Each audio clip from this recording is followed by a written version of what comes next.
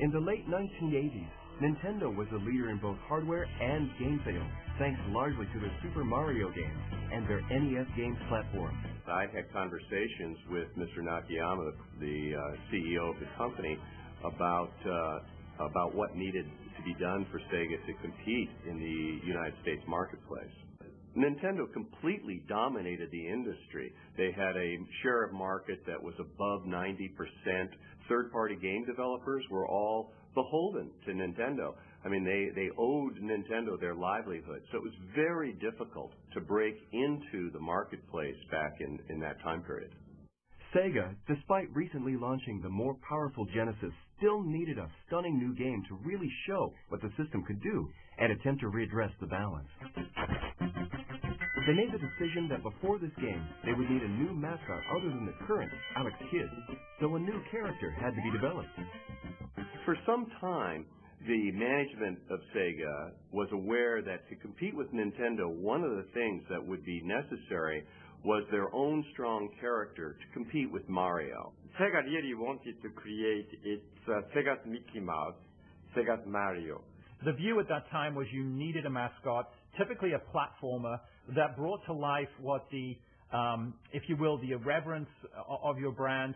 So the company started to ask all employees to come up with ideas. One person who heard this rallying call was Naoto Oshima.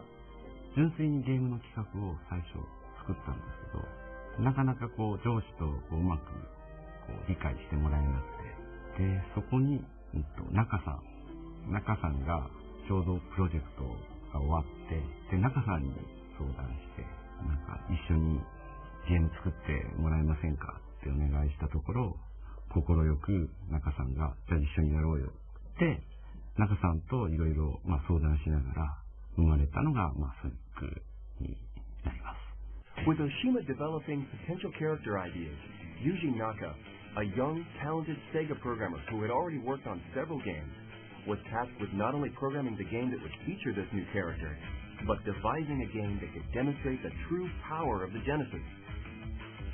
そうですね。僕自身が速いものが好きだったっていうのもあるんですけれども、やはりゲームが上手くなったら、早くクリアをしていくところができる方がいいんじゃないかっていうのが、その当時のゲームはですね、バックアップとかがなくてですね、セーブができないので、毎回ゲームを始めると一番最初から始めるんですね。今のゲームだと途中から始めることができるんですが、昔は必ず一番最初から始まっていったので、じゃあそうすると一番最初のステージっていうのはもう何度も何度もやっていくんです。そうすると上手くなってくると、そのステージでもっともっと早くクリアできた方が嬉しいんじゃないかっていうのが発想の一番大きな元になって、そのためにソニックは速くなっていったんですね。なので、それで速いスピードの中でクリアしていくっていう。そこがマリオとかと大きな違いになるんじゃないかと思って作り上げます。Meanwhile, in response to Sega's call for ideas and concepts for a new character and game, a board meeting was arranged. Naoto Oshima, Yuji Naka, along with all the other competing teams, had to separately present their ideas in the knowledge that only one team's proposal would be chosen. With Sonic the Hedgehog character reaching the final design stage, Sega of Japan felt they had the new mascot and game they were hoping for. The character and concept art was sent to Sega of America, who felt that Sonic needed some adjustments to make him more suitable for the Western market. I was asked to redesign Sonic from his backstory to his character so that he could actually work in terms of advertising and merchandising the comic book series and on TV. The Sonic team in Japan really hated Sega of America's redesign of Sonic. In the meeting, they absolutely did not come around. I mean, they created a beautiful character, and they didn't feel that we had any right to change that character, which is quite understandable. But we were on a mission, and we were going to make Sonic happen in all the right ways possible. We really believed in the redesign of the character, and he needed to be the face of Sega worldwide. After the meeting, however, they really assessed the strength of the game, the strength of the platform, and they determined that the Sega Genesis and Sonic was actually going to be more successful in America and in Europe versus in Japan. And so because of that, they decided that we needed to make the calls required to make this character successful. Sega of America marketing made it a little, in a way, edgier and in a way a little more comical, humorous, and softened it.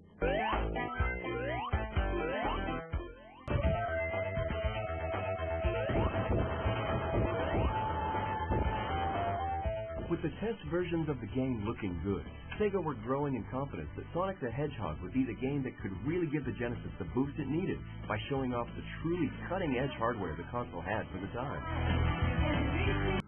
I was at Sega Japan and visiting one of their R&D labs when I saw a very, very early version of Sonic. Graphics were half done, just part of the first Green Hill Zone. And it looked interesting from a distance because it was so bright. But once I got up closer to it, they started going and moving Sonic around, having him roll up into a ball and then start moving.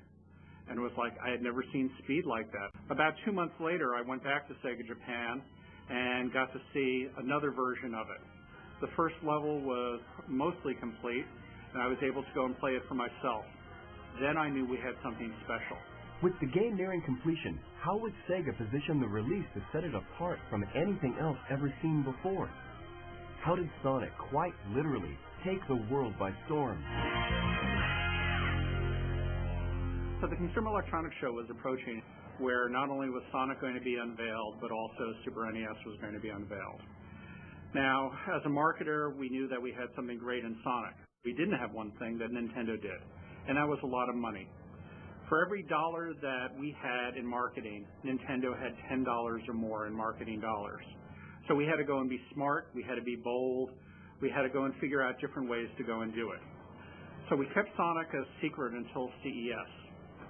CES opened, and before the show opened, Nintendo had their big press conference, introducing Super NES, saying why it was the greatest system in the world. It was the only system to go and think about. They had this great software lineup, including the new Super Mario World. After their press conference was over, the doors to CES opened, and about 2 minutes after that, a reporter from a major national magazine came up to me and said, Super Nintendo has 32,768 colors. You've only got 512. What are you going to do about it? So silently, I just motioned for him to follow me and walked over to a place in our booth where we had 2 large TV monitors. One had Sonic the Hedgehog, and one had the new 16-bit Super Mario. And I said, which one has more colors? I said, it's not how many colors you have, it's what you do with them. Immediately he saw the difference, and that's how CES started for us. What really started to convince us that we had something great was when we actually focus tested Sonic with, kids to adults, and the reaction towards Sonic versus Mario in that focus test was just incredible. That's when we decided, that's when we knew we had a hit on our hands. Because when you looked at all the people playing Sonic the Hedgehog, they were, it's young kids as young as 3 to as old as 50 or 60, playing and loving the character. To build a buzz about the upcoming Sonic, Sega had an idea for a more direct but high-risk marketing strategy. I believed in being very aggressive in marketing. I believed in taking Nintendo on head-on. So one of the challenges that we had when marketing Sonic is we wanted to go directly up against Mario, and we wanted to do that in TV. We created very competitive TV ads comparing Nintendo game and Sega game side by side with price tag attached to it. And we knew that the minute we would televise a commercial against Mario, that Nintendo would require that we pull the TV spot. Tom and the marketing team asked me, do you think this will be acceptable to the Japan management? And I scratched my head and thought about this and decided not to tell the Japan management until only a few days before we air. And in case they said, you can't air this, stop it, I was thinking to tell them that I tried to stop it, but I couldn't stop it in time. It was I think, pretty innovative on our part to throw pretty much all of our media dollars against that one night worth of TV. Sonic the Hedgehog. More action, more speed. Sega Genesis is a whole lot more from that. Sonic the Hedgehog was released in June 1991, and the reaction was remarkable. People had never seen a game like it before. So why did Sonic's creation resonate with the public in the way that it did? Sonic was appealing for a number of different reasons. First of all, he just has a beautiful simplicity to him. Clean lines, just a gorgeous set of colors, the blue and the red tennis shoes. But secondly, he really communicated the power of the game just by looking at him. When you see those red tennis shoes, you just assume he can run fast, and he did. And its spin attack made it appear as though nothing could defeat Sonic the Hedgehog. And then the attitude at the end was just kind of the perfect topping. 僕が初めてソニックを触ったのはジェネシス、メガドライブの時ですけれども、ソニック・ザ・ヘッジホッグというオリジナルタイトルです。で、その時はそのゲームのスピード感と、あとはやはり音楽が持つキャッチーさ、そこに惹かれました。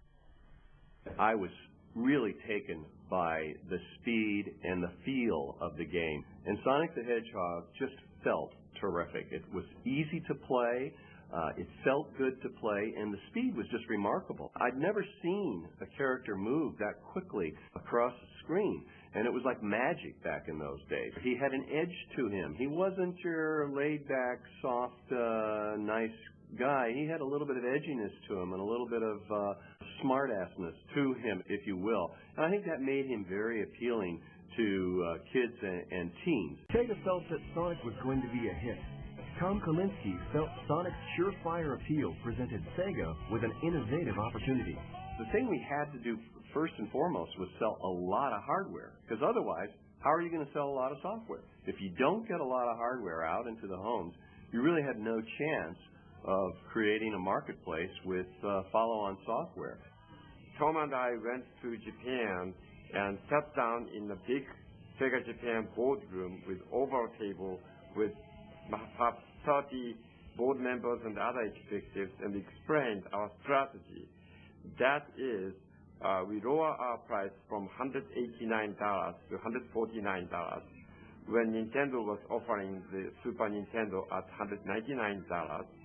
And on top of that, we wanted to bundle our software, Sonic One, and create the bundle pack for that $149 price point.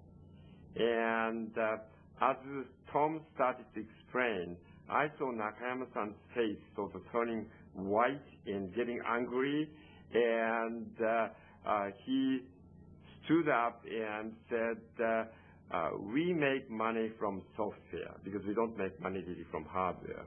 So why we give away the best software away? And he kicked the chair and literally ran to the door. And I thought, well, that's the end of my career. And he turned at the door and he said, well, I hired you to build the company and take market share from Nintendo, and if this is what you think you have to do, go ahead and do it. So he supported our plan 100%, and to his credit, I think, to his great credit, because he could have easily said no. And because of his allowing us to do that, we then went on to really dramatically take share of market away from Nintendo in the next year. The concept of bundling in our industry, i.e. of putting in software with the hardware to drive accelerated sales rates or to forestall a price drop, is a time-honored tradition, if you will. What Tom Kalinske did in 1991 here with the Genesis, by putting Sonic in there, a AAA piece of software, kind of broke the mold, if you will, from what had previously happened, where the less desirable software had been packaged in because it was cheaper and more effective to be able to push that through rather than give away what was seen to be high profit margin software. People were buying Sega consoles simply to play Sonic, and with Sonic proving to be a huge success, it was inevitable that a sequel should follow.